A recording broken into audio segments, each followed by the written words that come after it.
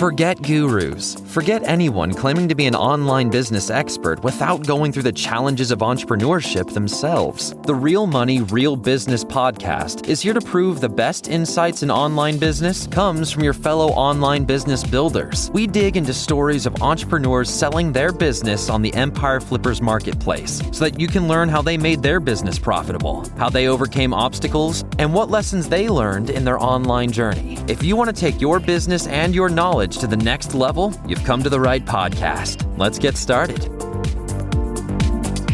Hey everyone, welcome to another episode of the Real Money, Real Business podcast. We record these interviews so that potential buyers can learn more about the business and the seller to help them make an informed buying decision. If you would like to learn more about this business, including details like what type of business it is, how much revenue and profit it makes, and all of the assets included with the business, simply visit empireflippers.com/marketplace and search for this business's listing number, which you can find in the video thumbnail and in the description. Or if you're watching this on YouTube, you can click the link in the description to go straight to the listing. So without further ado, let's get into this interview. First up, let's learn a little bit about you. Can you tell us about your background in building and running online businesses? I've been building websites and coding since I was about 14, which got me interested in an online business at a young age. In high school, I made extra money with the print and event industry. It taught me the basics, customer acquisition, and marketing the products on the internet. So later, I studied IT and e-commerce in college, and after graduating, I worked at a website agency where I built websites and handled customer support for some of the biggest clients in the country. So that taught me a lot about creating conversion-focused stores, managing the systems in the backend, and also about the user experience as a whole. So I started this business in November 14th at the time. First, I launched a car accessory store. I was working, expanded into a motorcycle accessory store. From the very start, the animated vehicle is the best-selling product on the store, so linked pretty heavily to that category.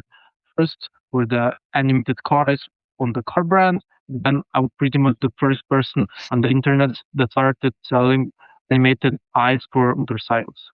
So since then, the brand has grown into one of the largest independent sellers of animated vehicle eyes outside of the marketplaces like Temu and AliExpress. Why are you selling the business now instead of keeping it and growing it further? So the main reason why I'm selling this business is that I have other projects going on at the moment, and I just don't have the time and the bandwidth to focus on so many projects at the same time. So I think it's the right time to sell the business and sell it to someone who actually wants to grow it into something bigger than I could. Can you describe the amount and the type of work that you do on this business to maintain it? So right now, to maintain the two businesses, I don't do that much work. I usually work about, I would say, maybe 10 to 15 hours a week on the business.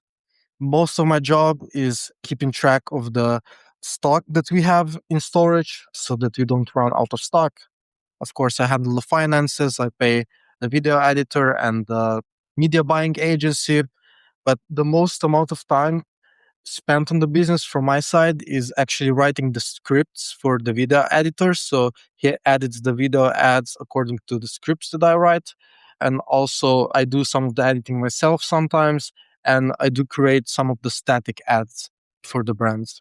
And also I handle the stores. So if I want to update anything on the store, improve the user experience, that's me.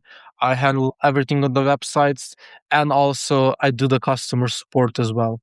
So if you were to keep this business, what are some of the ways you would try to grow it? I would try to grow it. What I would do is I would hire a bunch of UGC creators so they could create UGC content for the products. And then I would use these UGC videos for paid advertisements and also for whitelist ads. And the creators would actually post the videos of the products themselves, which I think would help grow the brand. Also, I would put the brand on Amazon because I'm pretty sure that my brand is the most recognized brand in the vehicle animated niche. So I think that if the product went on Amazon, a lot of people who haven't bought the product yet but want to, They haven't bought it because they're used to shopping on Amazon and the brand is not on Amazon at the moment. So I think that would show quite a bit of growth and also expand on other markets. So right now the brands are only selling in the United States and Canada. And then we tested out the Mexican market just a little bit. And I think that the Mexican market could be expanded and then also other countries. So European countries, I think, would work really well for the brand. Also Australia and New Zealand could probably work very well. And then some Asian countries, I think that in Japan, the products would do good, and in Malaysia and other countries similar to that. So yeah, to make it short, hire UGC creators, whitelist ads, Amazon, and then expand to other markets. Right. And what would you say are the biggest risks with this business that buyers should be aware of? Thing that exists are copycats. I mean, there are a lot of copycats on Amazon who sell the same product, but they don't have a brand. But there is no other branded site who sells the animated vehicle eyes.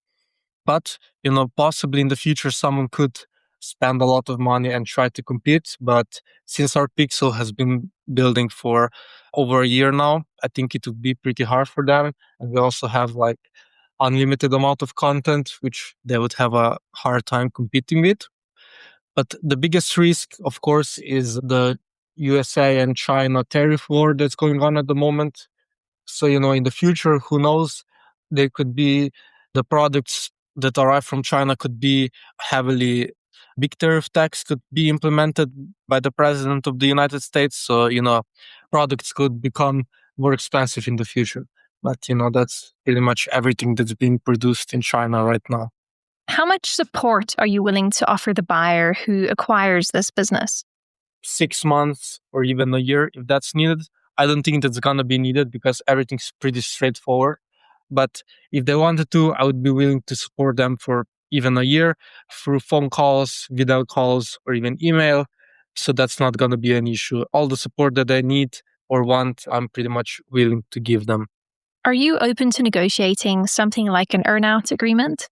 Open to a earn-out payment structure for the business, but that would be very dependent on the details of the payment structure. So that's something that we need to work out. Okay, final question. If you had to put yourself in the shoes of a buyer, why is your business a business worth buying? The business is worth buying because the niche is so big. Pretty much everyone in the United States has a car. I believe that there are more cars than there are people. So it's not very niche specific, car accessories. Everyone has a car, and it's not a type of accessory that you have to have building and repairing experience. It's just kind of a sticker that you just stick on. The car brand, I think it's worth buying because it has so much growth potential and so many potential buyers. Pretty much everybody that has a car is a potential buyer, and new cars are being produced every day. So I don't think the business is going to run out of customers anytime soon. And also for the motorcycle brand, the motorcycle store, it's pretty much the same thing. There's not that many motorcycles as there are cars, but the site is the first one that started selling the motorcycle eyes. So I think that's a big plus that we're the first, we're the most recognizable. Everyone that has seen the eyes for the motorcycle knows it's from our brand. So it's pretty recognizable. It's got name out there in the motorcycle spaces in North America. So yeah, that's why I think it's worth buying. All right, everyone. Thanks for listening. To learn more and see if this business is still for sale, head over to empireflippers.com/marketplace and search for this business listing number, which you can find in the video thumbnail and description. Or if you're watching this on YouTube, click the link in the description to go straight to the listing. Once you've unlocked this listing, you'll find everything you need to know about this business. So, thanks for joining us. See you next time.